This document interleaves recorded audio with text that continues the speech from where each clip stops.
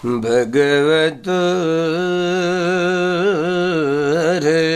अरहतो सम्मा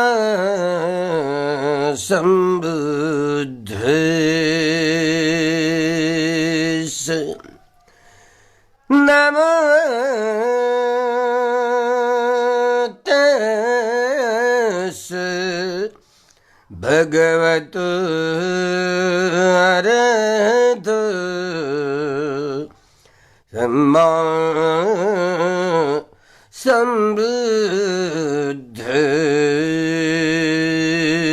सम्बुद्धस्स नमो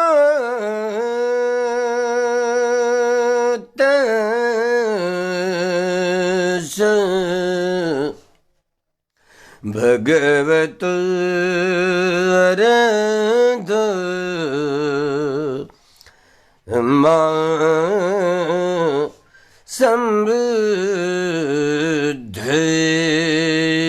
सम्बुद्धस्स अट्टविंशति भरितं तन्नं महावीरो मेधं कर्मयसु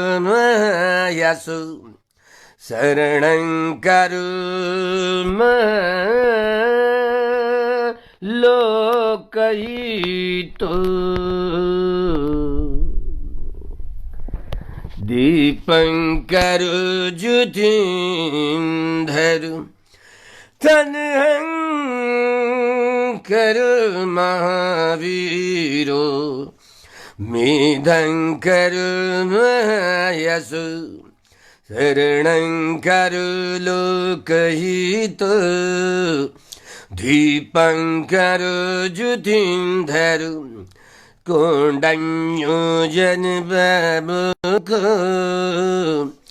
मंगलपुरी सब सुमनो सुमनो धीर रेवतो रतिवर्धन शोभितो गुण संपन्न अनुमदर्शि जनुत्तम पदुम लोकप्रज्योत नारदो वरसारथि पदमुत्तरो सत्तसारो सुमेघो अग्गपुग्गलो सुजातो सर्वलोकगो प्रियदर्शि नरसभु अतर्दर्शि कारुणिको धम्मदर्शि धम्मनुदो सिद्धतो अस्मो लोके तीसो वरद संवरु पुरुषो वरद संबुद्ध विपस्सी जयनुभवो सिद्धि संबहितो सत्य विश्व सुखदायक ककुसंदो सत्यवाहो गुणागमनो रणञ्जहो कसवो सिरि संपन्नो गौतमो शाक्यपुङ्गवो तेषां साच्येन शीलेन खन्तिमेत्तबलेन च ते वित्तं अनुरक्षन्तु आरोग्येन सुखेन च अट्टविंशति भरितं निठितं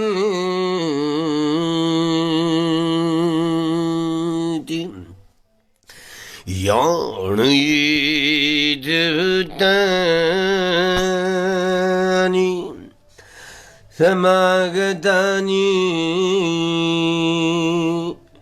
भूमानि वायाणयन्तलिखे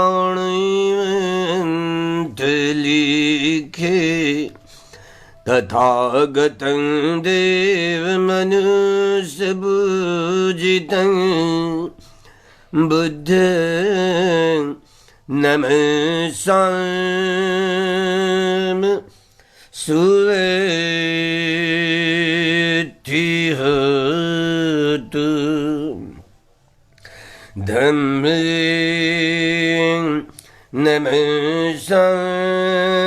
नमस्साम सुद्धि होतु संघं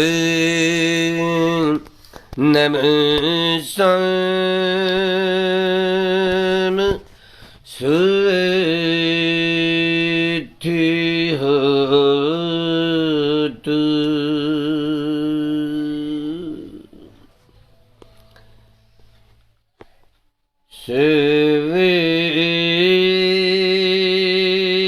सर्वेषु जगवाणीषु यज्ञदेवाच ब्रह्मणो यं अम्हिकतं पुण्यं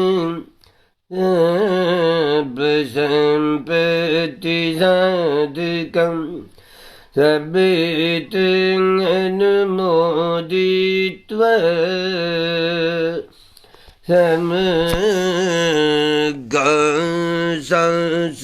समग्रशासनिरतं प्रमादरहितः हन्तु हरखासु विशेषतः पुण्यभागमिदं च यं समं ददाम कारितम् अनुमोदन्तु तं सर्वे मेदिनी तत् सखी मेदिनी तत् सखी मेदिनी तत् सखी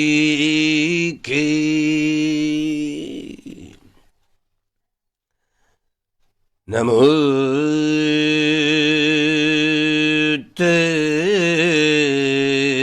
तस्सै भगवतो अरहतो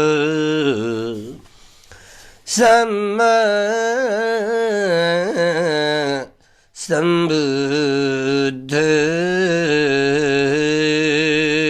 सम्बुद्धस्स नमो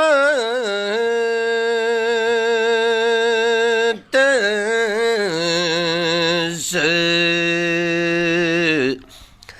भगवतो अरहतो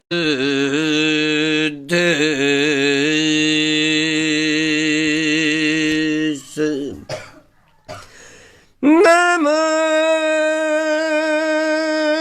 तस्सै भगवतो अरहतो सम्मा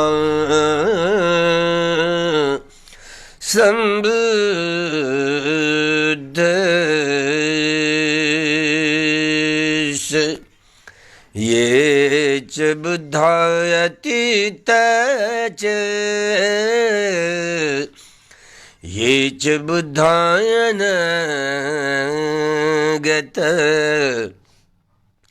पच्चुपन्ना च बुद्धा अहं वन्दामि सर्वदा ये च धम्मातीता च ये च धम्मायनागता पच्चुपन्ना च धम्मा अहं वन्दामि सबदा ये च संहायति च ये च संहायन गत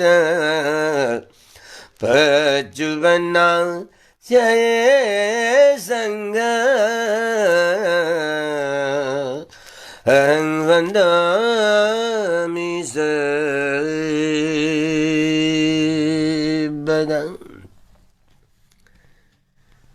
महाकारुणिक तथागत भगवान सम्यक संबुद्ध, भगवान ने सुआख्यात किया हुआ, सुस्पष्ट किया हुआ जो धारण करने योग्य ऐसा सद्धर्म और संघ गुणों को धारण करते हुए धर्म में प्रतिष्ठापित होने वाला, लाभान्वित होने वाला, अपनी भीतर की अविद्या को दूर करके विद्या प्राप्त करने वाला भगवान का, वह अनार्यत्व दूर करके अर्यत्व प्राप्त करने वाला भगवान का वह अर्य सावक संग।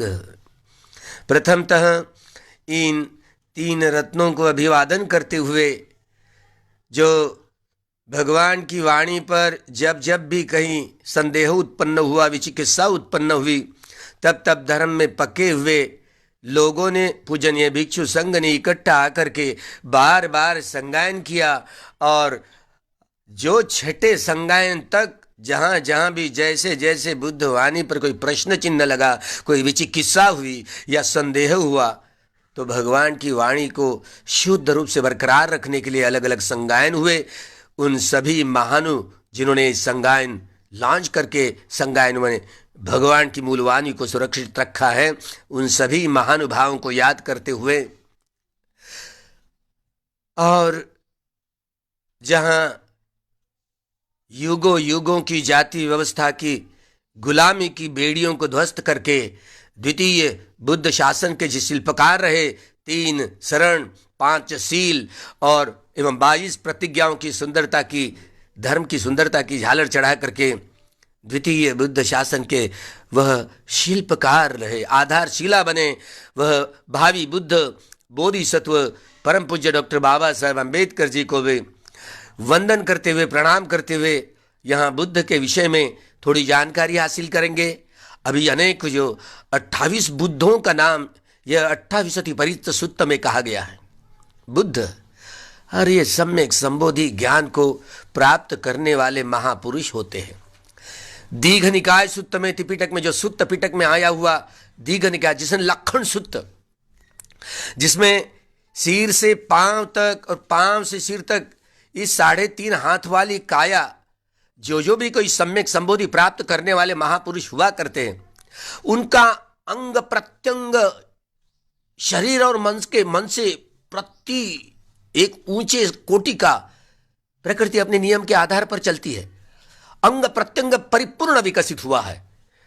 भगवान का सद्धर्म स्वयं में कितना परिपूर्ण परिशुद्ध है, इसी तरह जो भी कोई सम्यक संबोधि प्राप्त करने वाले 32 लक्षणों वाले, 80 अनुलक्षणों वाले जो ऐसे महापुरुष हुआ करते हैं, तो जहां जहां भी ये प्रकृति बुद्ध सम्यक संबोधि प्राप्त करने वाले महापुरुष को जन्म देती है, तो भला प्रकृति के कुछ नियम है, निसर्ग के कुछ नियम है। निसर्ग अपने कानून के अनुसार बुद्धों की उत्पत्ति करते हैं।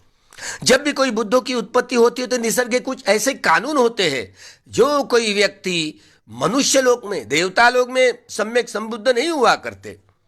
केवल और केवल मनुष्य लोक में ही सम्यक संबोधि करने, सम्यक संबोधि स्वयं प्रयत्नों के आधार पर स्वयं बुद्ध, उनके कोई गुरु नहीं हुआ करते। जितने सारे भूतकाल में सम्यक संबुद्ध हुए, वर्तमान में या और भविष्य काल में जितने सारे सम्यक संबुद्ध होंगे, वे 32 लक्षण और 80 अनुलक्षण से परिपूर्ण होंगे। उनकी काया भी सभी सब्बे बुद्धा समसमा, सभी बुद्धों की यह काया भी परिपूर्ण रूप से विकसित हुआ करती है। तो प्रकृति कैसे विकसित होती है, ये निसर्ग कैसे विकास करता है?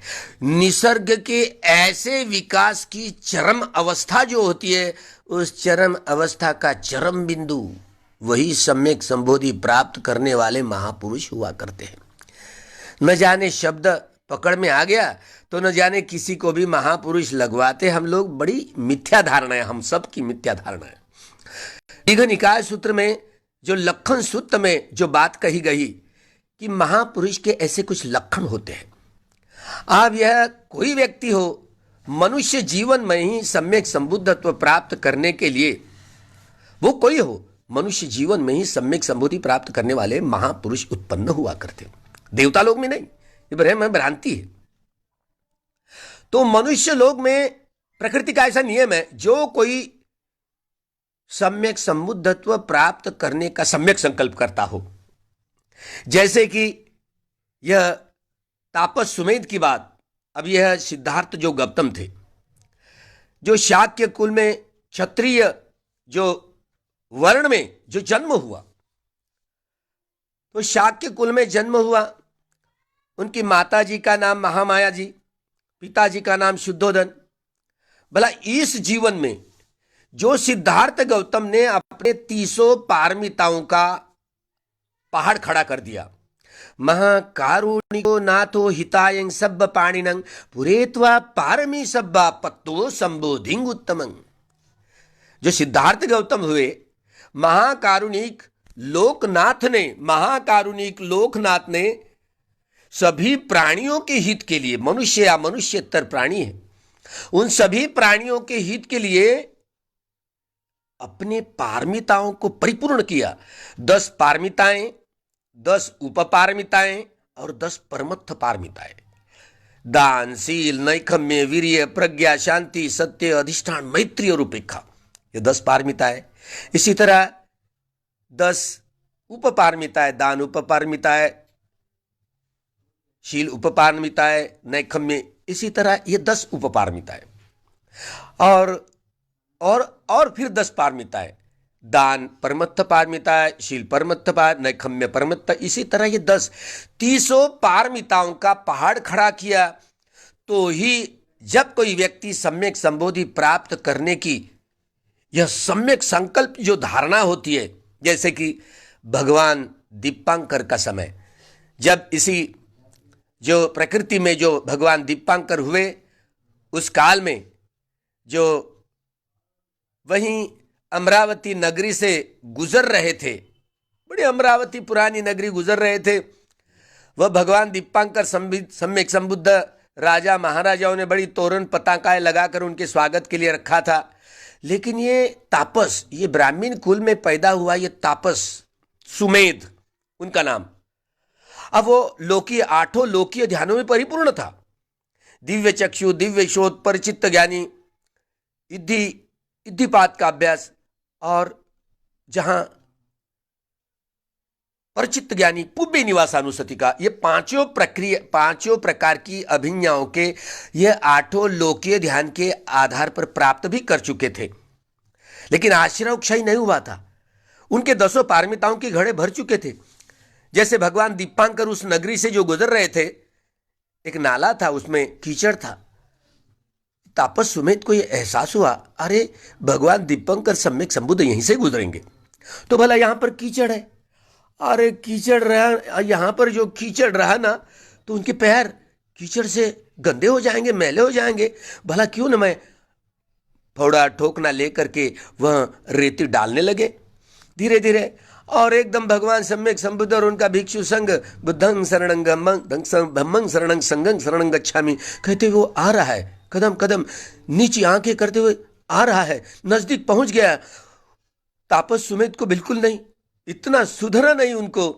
वो अपना जो मृग का एक चमड़ा था वह उस कीचड़ पर डाल दिया और वहीं पर अपने जो ऊर के सहारे पड़ा रहा, ताकि मेरे पीठ पर पैर दे करके भगवान सम्यक संबुद्ध और भिक्षु संघ उनका निकले, उनके पैर कीचड़ से मैले ना हो, गंदे ना हो। भगवान सम्यक संबुद्ध दीपांकर वहीं पर आके रुके। अरे बड़ा आदमी, बड़ा श्रद्धावान आदमी दिखता है रे, बड़ा श्रद्धावान, बड़ी अटूट श्रद्धा वाला आदमी दिखता है। अरे हमारे पैर कीचड़ से गंदे मैले नहीं होना चाहिए, इसलिए बैठा है। बड़े आदमी, क्या नाम है आपका? 3 बार कह दिया।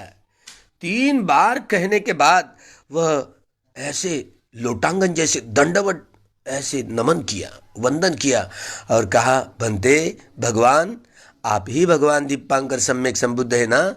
हाँ हाँ बोलिए, मैं भी आपके समान सम्यक संबुद्ध बनना चाहता हूं। देखिए, अब इस जीवन में तापस सुमेध ने इस जीवन में सम्यक संबोधि प्राप्त करने का संकल्प किया।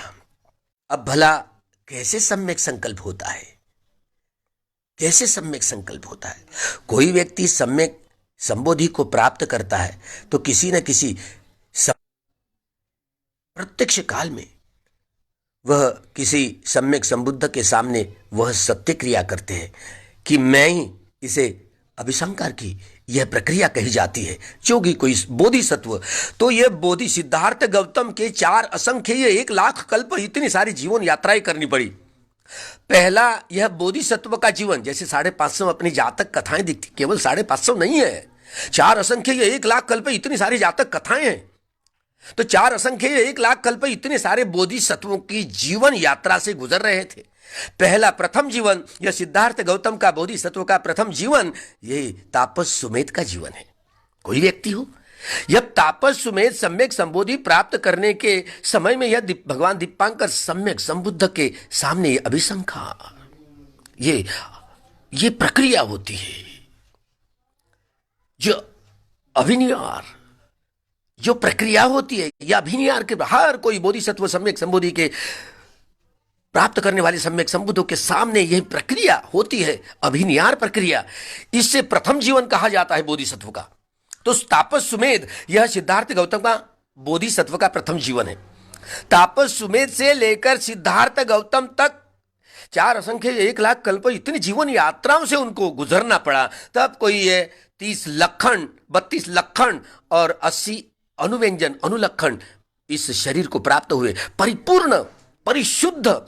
अभी काया परिशुद्ध नहीं थी, लेकिन परिपूर्ण अंग प्रत्यंग विकसित हुए थे। काया कब परिशुद्ध हुई, परिपूर्ण हुई? जब उन्होंने सम्यक संबोधि ज्ञान को प्राप्त किया बोध गया में।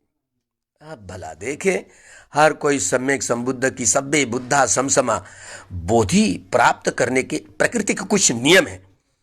किसी बोधि सत्व को बुद्धत्व प्राप्त करने के लिए 30 पारमिताओं के घड़े भरने के लिए कम से कम 4 असंख्येय 1,00,000 कल्प इतनी जीवन यात्राओं से गुजरते हुए 30 पारमिताओं का पहाड़ खड़ा करता है, तो ही 32 लक्षण एवं 80 अनुलक्षण प्राप्त हुआ करते, परिपूर्ण काया धारण करने आ जाती। तो ही आखिरी के जीवन में, जैसे सिद्धार्थ गौतम तापस सुमेध से लेकर सिद्धार्थ गौतम तक 4 असंख्य 1,00,000 कल्प इतनी जीवन यात्राओं में से गुजरते हुए उन्होंने अपने 30 पारमिताओं को परिपूर्ण किया और बुद्धत्व प्राप्त किया। सम्य स्वयं प्रयत्नों से सम्यक संबोधि ज्ञान का अनुसंधान करते हुए सम्यक संबुद्धि प्राप्त हुए, सम्यक संबुद्ध हुए। स्वयं गुरु है, उनके कोई गुरु नहीं हुआ करते। सभ्य बुद्धा समसमा, इसी बात को खूब गहराई से समझे, तलस्पर्शी गहराई में जाकर के समझे। किसी बोधिसत्व को बुद्धत्व प्राप्त करने के लिए सम्यक संबोधि ज्ञान स्वयं प्रयत्नों के आधार पर अनुसंधान करते हुए बुद्धत्व प्राप्त करने के लिए 8 असंख्येय 1,00,000 कल्प, किसी बोधिसत्व को 12 असंख्येय 1,00,000 कल्प, किसी बोधिसत्व को 16 असंख्येय 1,00,000 कल्प इतनी जीवन यात्राओं से गुजरना पड़ता है।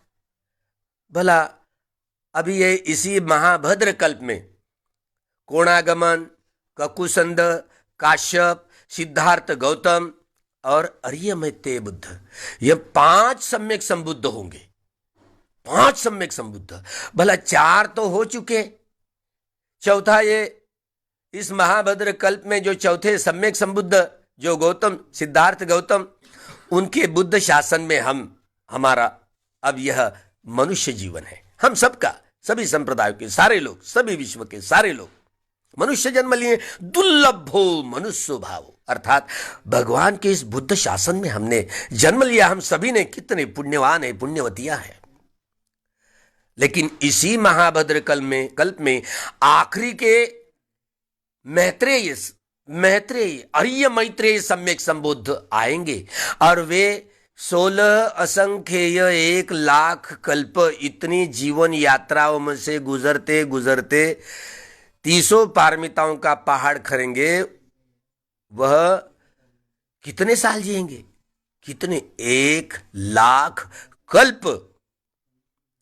अब करीबन जहां अलग अलग लोग जब इसी मनुष्य जीवन, जब अगले आने वाले जो आर्य मैत्रेय सम्यक संबुद्ध है, 1 लाख वर्ष तक मानव जीवन यात्रा चलेगी। मनुष्य की आयु अब जैसे कि अभी 60 साल की उम्र हो गई है, जिसकी 60 साल की उम्र हो गई है उसकी आयु खत्म हो रही है। अभी वैज्ञानिकों के अनुसार लगभग जिनकी आयु 60 साल की उम्र हो गई, आयु 60 साल की हो गई, बस मनुष्य का भाई यही आयु माने आजकल का धीरे धीरे कम होता चला जाएगा। 50, 40, 30, 20, 10 ही सालों में शादी ब्याह बाल बच्चे हो जाएंगे, इतनी कम उम्र में। और फिर ऐसे फिर से सीधा चक्र, धम्म चक्र घूमने लगेगा। उसमें फिर से 10 से 20, 20 से 40, 40 से 80, 80 से और बढ़ते बढ़ते 1 लाख वर्ष तक मनुष्य की आयु बढ़ जाएगी। तब कहीं आर्य मैत्रेय सम्यक संबोधि प्राप्त करने वाले आएंगे। हाँ, तब आएंगे। उनका नाम बोधिसत्व का आखिरी का नाम अजीत होगा, जिनको कोई जीत नहीं सकता है। और वे अजीत नाम का बोधिसत्व यही बोध गया में अभी जो पीपल का बोधि वृक्ष है ना, वहां पर नागा बोधि वृक्ष होगा। और वह नागा बोधि वृक्ष फूलेगा, वहां पर फलेगा। और फिर उसी नागा बोधि वृक्ष में आने वाले सम्यक संबुद्ध जो अजीत नाम का जो आखिरी का जीवन 16 असंख्य 1 लाख कल्प इतनी जीवन यात्राओं से गुजरते आ रहा है, और वे सम्यक संबोधि प्राप्त करेंगे। आर्य मैत्रेय सम्यक संबुद्ध के नाम से जाने जाएंगे। हमको पता नहीं, लेकिन कुछ श्रीलंका के भिक्षु लोग कहते हैं कि आने वाले सम्यक संबुद्ध बोधिसत्व परम पूज्य डॉक्टर बाबा साहब आम्बेडकर ही होंगे। हमें नहीं पता, हम नहीं जानते, हमारा उतना टावर ही नहीं, तो हम क्या जान पाएंगे इस बात को। जो पके हुए तपे हुए लोग इन बात को जान पाएंगे। तो भला बुद्ध की उत्पत्ति के लिए प्रकृति के कुछ नियम बने बनाए हैं, तो हम इन प्रकृति के नियमों को खूब अच्छी तरह जाने। तन्नं खरु, ये जितने सारे 28 बुद्धों की अभी नामावली हमने सूत्र में गाई। आने वाले सम्यक संबुद्ध जो सिद्धार्थ गौतम हुए, इन्होंने आने वाले सम्यक संबुद्ध ऐसे ऐसे वह 80,000 साल तक इतने वर्ष जिएंगे। अब आपको यकीन होगा? अरे कैसे यकीन कर पाएंगे भला, आप समझ नहीं पाएंगे इस बात को। उस दिनों, उस समय भविष्य में मनुष्य की जीवन यात्रा जो चलेगी ना, उनकी आयु मनुष्य की 1 लाख वर्ष तक होगी। और उसमें ये तो 80,000 साल जिएंगे आर्य मैत्रेय सम्यक संबुद्ध। भला यकीन नहीं होता? आपका विज्ञान है ना, ये पिछड़ा हुआ है। ये सारे शरीर को देख पाता है, लेकिन मन को देख नहीं पाता ना। मन के सारे मनोव्यापार को जानने के लिए आपके पास कोई अभी तक, वैज्ञानिकों के पास कोई अभी तक कोई उपकरण नहीं है, इसलिए जान नहीं पाएंगे। इस शरीर के अंग प्रत्यंगों को देख पाएंगे, लेकिन मनोव्यापार को परिपूर्ण रूप से भगवान ने जान लिया है। ये सिद्धार्थ गौतम जो सम्यक संबुद्ध हुए, उन्होंने आने वाले सम्यक संबुद्धों के विषय में जानकारी दी। अब जो आर्य मैत्रेय सम्यक जानकारी देंगे। भला बने बनाए प्रकृति के कुछ नियम हैं, इस बात को खूब ध्यान में रखेंगे, क्योंकि यह गिनती 1 कल्प, जब कल्प की बात कैसे होती है, 1 कल्प की, जैसे भगवान ने कहा कल्प क्या होता है, ये कप पाली में है। कल्प क्या होता है? जैसे कि ये सूर्यमाला है, जिस सूर्यमाला में हम रह रहे हैं, ये जो सूर्यमाला है, इस सूर्यमाला में हमको पाठ्यक्रम में पढ़ाया जाता था कि 9 ग्रह है। अब पता नहीं, हमको कोई किसी ने पूछ लिया, भाई ये जो सूर्यमाला उत्पन्न हुई इसमें कितने ग्रह हैं? हम हमारी पढ़ाई में 9 ग्रह पढ़ाए जाते थे। अब ये नई पीढ़ी है ना, नए पीढ़ियों को क्या सीखा? अभी वो ग्रह जो आखिरी का जो प्लूटो नाम का जो ग्रह है ना, वो कहाँ गायब हुआ पता नहीं। अभी नई पीढ़ी को 8 ही ग्रह सिखा पढ़ाया जाता है, तो नई पीढ़ी वाले क्या कहेंगे? मतलब वैज्ञानिकों के निष्कर्ष बदल चुके हैं, लेकिन भगवान के नहीं। तो इसीलिए भगवान की बातों को, ये बुद्ध चक्षु जो होते, बुद्ध की दृष्टि होती है, वह तुलना नहीं की जा सकती है। मन के और शरीर के सारे प्रपंच को खोल देते हैं। सभी प्रकार का, सभी विषयों का ज्ञान की परिपूर्ति भगवान में रहती है। ऐसा एक भी विषय उनके हाथों से छूटता नहीं। परिपूर्ण ज्ञानी, सम्यक संबोधि हुए, सम्यक संबोधि प्राप्त हुए, तो हम भला कैसे जान पाएंगे? अपमाणु बुद्धो, अरे बुद्ध की कोई तुलना नहीं की, प्रमाण नहीं, मोज ना, कोई वस्तुमान नहीं है, वजन नहीं है नापने का। तो गंभीरता से जाने, जहां जहां भी जो भी बुद्ध उत्पन्न होते हैं, तो ही यह सम्यक संबोधि ज्ञान, दुख मुक्ति का ज्ञान। बाकी और यह सद्धर्म, सद्धर्म बार बार त्रिपिटक में यह शब्द आता है।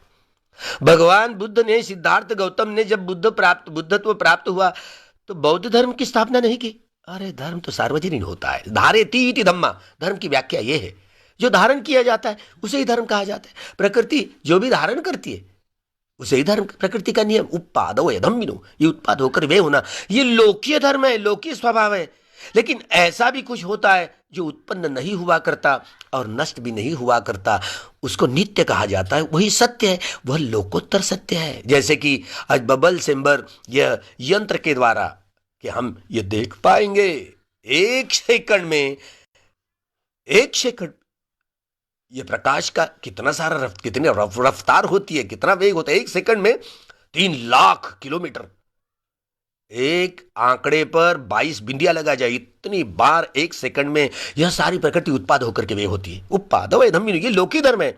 आखिर यह भौतिक जगत की सच्चाई, अंतिम सत्य परमाणु है।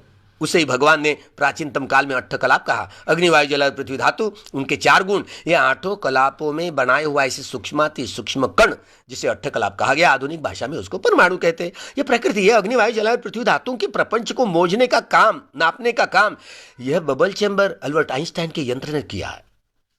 लेकिन मन को नापा नहीं जा सकता। इस यंत्र के द्वारा मन के चित्त चैतसिकों के तरंगों को नापा नहीं, वस्तु सजीव हो या निर्जीव। आखिर अग्नि वायु जल और पृथ्वी धातु की ये बनी बनाई है, जो मन के द्वारा बनाई है। ये जीवित जो प्राणी होते मन के द्वारा होते, मन ही यह सारी रचना करता है। इसमें कोई ईश्वर, परमेश्वर, आत्मा, परमात्मा होता ही नहीं है। ये तो केवल मन की कल्पनाएं मात्र है, तथता नहीं है। तथागत वे होते जो तथता के सहारे शुरू से लेकर अंत तक चलते हैं, तो सम्यक संबोधि प्राप्त करते हैं। तो भगवान के इस नियम को खूब समझे, इस संशोधन को, अनुसंधान को खूब समझे। जिस दुख की उत्पत्ति वेदनाओं के आधार पर होती है, उसी वेदनाओं का सहारा लेते लेते प्रज्ञा जगाई वेदनाओं के आधार पर, तो मुक्त भी हो सकते हैं। सभी प्रकार के दुखों से छुटकारा पा करके सम्यक संबोधि की प्राप्त करते उन्होंने जैसे दुख मुक्त हुए। अरे मैं जैसे दुख मुक्त हुआ ना, अरे सभी लोग दुखियां रहे ना, तो इन दुखियारों को अगर ये विद्या मिली, ये सद्धर्म मिला, सत्य धर्म चारों आर्य सत्यों का जिसने साक्षात्कार किया हो, मैंने ये चारों आर्य सत्य का साक्षात्कार कैसे किया? ती परिवट्टं द्वादशाकारं यथा भूतं ज्ञान दर्शनं सुविशुद्धं होसी। एक एक सत्य को 3 प्रकार से मैंने जान लिया, 12 प्रकार के। तो ही तो मैंने सम्यक संबोधि प्राप्त किया, ऐसे मैंने कहा, आह्वान किया। कोई सम्यक संबोधि प्राप्त करने वाला सम्यक संबुद्ध हो, पहला जो उदान होता है ना, तो यही होता है। क्या होता है? अनेक जाति संसार संदावी संग निविसंग गेहकारकं गवे संत दुखा जाति पुनः पुनः गेहकारकं दिट्टोसी पुनः गेहं नकासी सब बाते फासुका भग्गा गेहकूटं विसंखितं विसंखारगतं चित्तं तनहानं खयं अज्जगाइति। कोई हो सम्यक संबुद्ध हो, जो सम्यक संबोधि को प्राप्त करते हैं, तो यह उदान चलता है। अरे न जाने इस संसार चक्र में मैंने अनेक जन्म लिए, अनगिनत जन्म लिए। सिद्धार्थ गौतम ने कितने जन्म लिए न जाने। सुमेध, यह बोधिसत्व सुमेध का यह प्रथम जीवन है, और सिद्धार्थ गौतम यह आखिरी का जीवन है। 4 संख्या 1 लाख कल्प। इसके पहले भी जितने सारे भूतकाल के सम्यक संबुद्ध हुए हैं, होकर के गए हैं, उन सभी सम्यक संबुद्ध के काल में सिद्धार्थ गौतम का पूर्व जीवन उन्हीं सम्यक संबुद्ध के काल में, भूतकाल के जीवन काल में अस्तित्व में था उनका जीवन। और सभी बुद्धों के काल में वह चीवरधारी थे। यह बातें बुद्ध वंश में हमको प्रूव करती है। बुद्ध वंश पढ़ेंगे तो आपको खूब ठीक जानकारी मिल जाएगी। बातों को खूब समझे। भगवान ने किसी अंधभक्ति, अंधश्रद्धा, कर्म कांडों को, काल्पनिकताओं को धर्म में, सद्धर्म में बिल्कुल स्थान नहीं दिया है।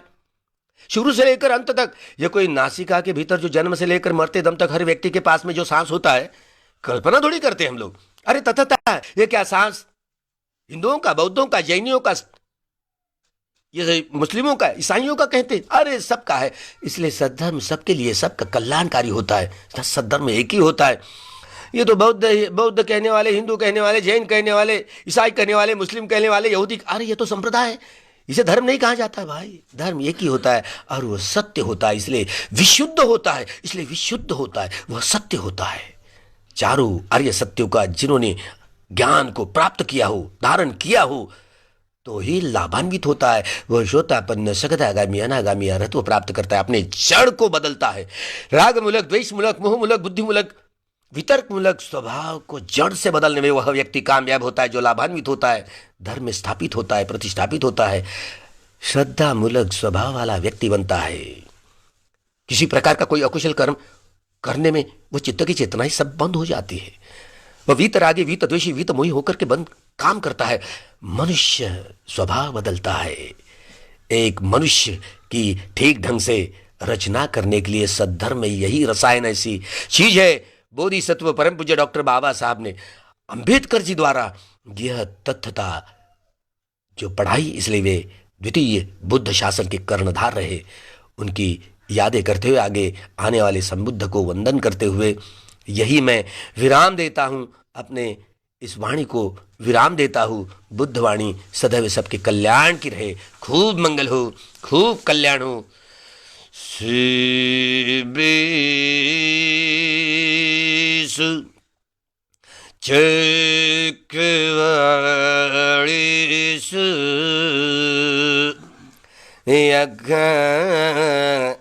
देवाच ब्रह्मणो यं अम्हि कतं पुण्यं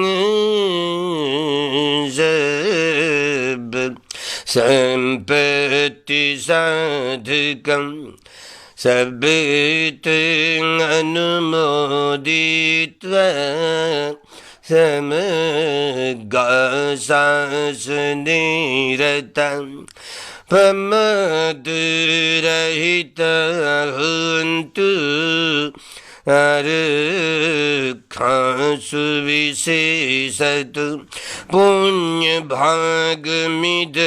चयं समददाम कारितम् अनुमोदन्तु तं सब्बे मेदिनी तत् सखी के मेदिनी तत् सखी के मेदिनी तत् सखी के। याद करूं सम्यक संबुद्धों की, याद करूं पच्चेक बुद्धों की, याद करूं सावक बुद्धों की, याद करूं बोधिसत्वों की, याद करूं निर्वाण सत्वों की, करुणा मैत्री अपार सभी प्राणियों पर बहे धर्म गंग की धार, हो ये दुखों से पार, खुले मुक्ति के द्वार,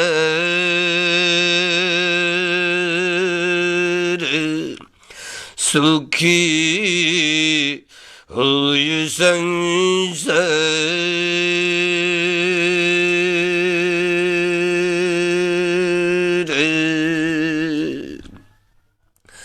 सबका मंगल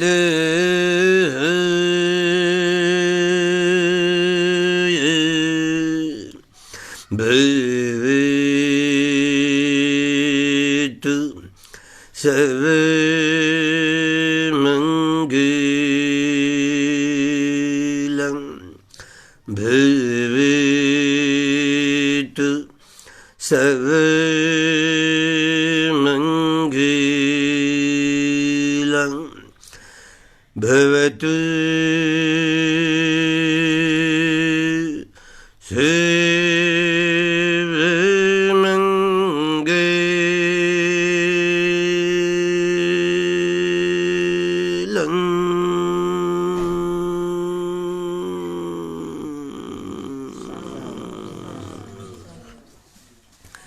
सुखी हुन्तु, सुखी निदुःखा निरोग।